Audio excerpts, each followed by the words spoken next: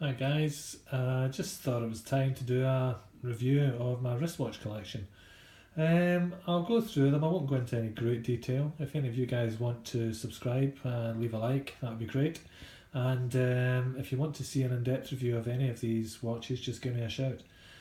So let's get into it, let's have a wee look at them all.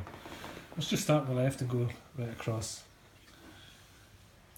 First watch up, this is my Omega Planet Ocean 8500 coaxial with in-house movement. Absolutely beautiful watch. It sits quite high in the wrist, but not too bad. I've got it in this NATO, but obviously it's come with a steel strap, which is gorgeous. Quick note about the strap, it doesn't have any micro adjustments in the clasp, which is a bit annoying, but you can see it's got the helium escape valve and so on, but it is a beautiful watch. I've had this for about 2 months now, and I wear it quite a lot. See those lovely indices. Okay, so that's watch number one. Watch number two. This is the Junghans Max Bill chronoscope. They do a Meister chronoscope, which is not the Max Bill version, which has got 3 subdials, but with the Max Bill one, for the Bauhaus design, they kind of removed the one from here, and basically for symmetry reasons. But it's got a beautiful domed crystal. Look at that. It sits beautifully in the wrist. I've got this on a Shell Cordovan Horween strap, which sets it off lovely. But this is my dress piece really. You'll really wear this when you're going out. Very nice. Had that for about 4 months. The next one, this is a year of birth watch. It's a little Bulova Space View Accutron.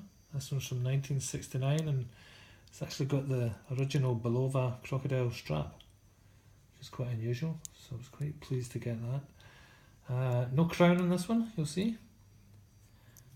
Crown's actually sets on the back. This little bit here, you just see the wee nail hole there.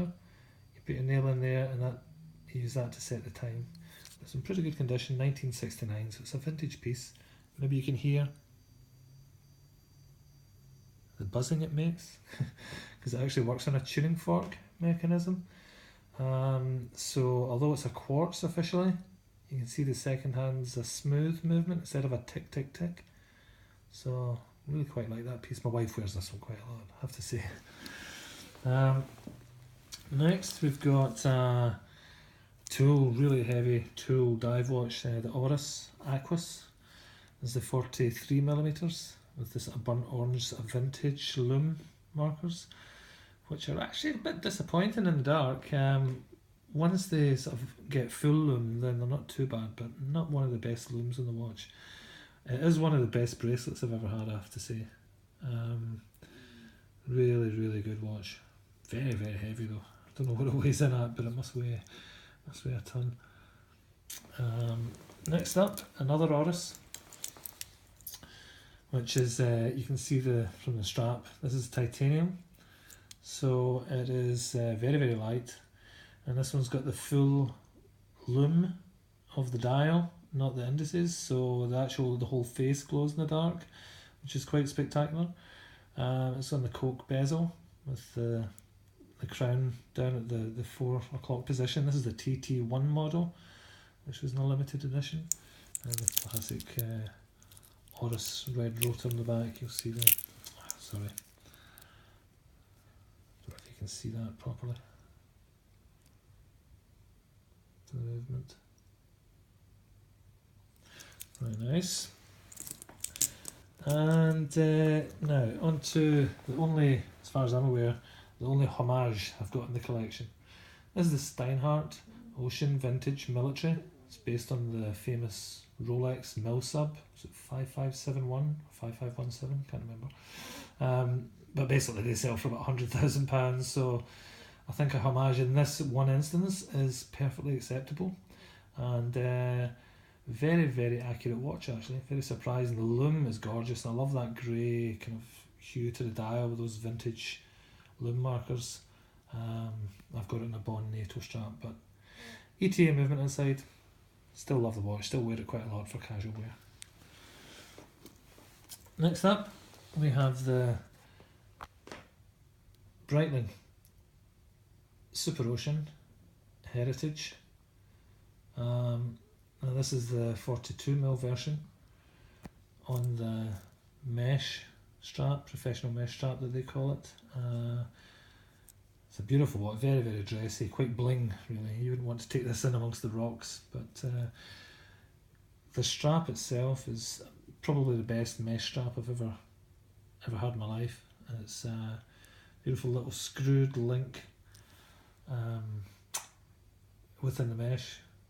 Really, really quite something, and it's so supple and gorgeous. Beautiful watch. It just pops on the wrist. It's not really showing in this light, but it's really, really quite something. Next up, we've got another diver. You'll see a theme of divers here. This is the Longines Hydro Conquest, 41mm. This one. Strange crown guard, a bit angular for me, and quite a strange lug width as well. It's 21mm spring bars, and the person I bought it from had 22mm jammed in, so that wasn't very good. Had to take it to a jeweller's to get it fixed.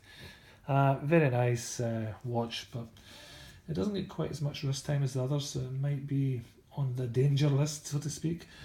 Excuse me. I've got it on a Hirsch carbon fibre waterproof with red stitching strap, which picks out the red tip of the second hand quite nicely. Nice watch, I like it a lot. Next one is, I love this watch. It's the Tudor Black Bay Red.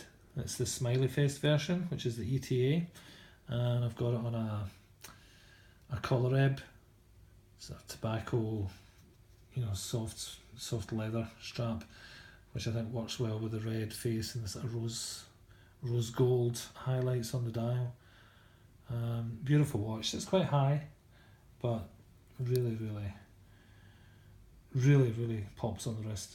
Beautiful watch. There's another Tudor which has recently come into my possession, which is the ETA version of the Pelagos. I've got this on the rubber strap. Tudor have really got, they do a lot of things right that other companies could really copy, and one of these is that they provide more than one strap with the watch.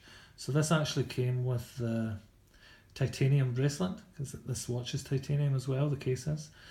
But the titanium bracelet has got a very, very clever mechanism. It's like a spring-loaded mechanism in the clasp, which means it will always fit you. It just expands to fit your wrist, and you can see the titanium end links there that the rubber strap that comes with it also just fit into, but the rubber's just so comfortable on the wrist. Quite a contemporary looking diver, one of the things I love about Tudor rather than Rolex. But yeah, really, really nice, really accurate, and a joy to wear. I love this one. And it's got the helium escape valve built in to the side, as you can see. Okay. One more.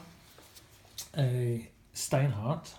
You'll remember the OVM I had. This one is their own design. This is the Steinhardt Premium 500, and again this is titanium. And this has got a sock rod movement in it. I just love the aquamarine blue highlights around the minute markers on the inside of the dial, and on the second hand it's got an azure blue, and I love the date window down at 6 o'clock in place of the 6 o'clock baton index. It just seems to work, and it seems to pick up the sapphire from the glass. It just has this blue hue at all times. Really love this watch actually. Steinhardt haters, change your mind, try one, then judge. Very nice. Last two. This is the most recent watch I've got. It's a gorgeous Sin 104 flagger. It's automatic.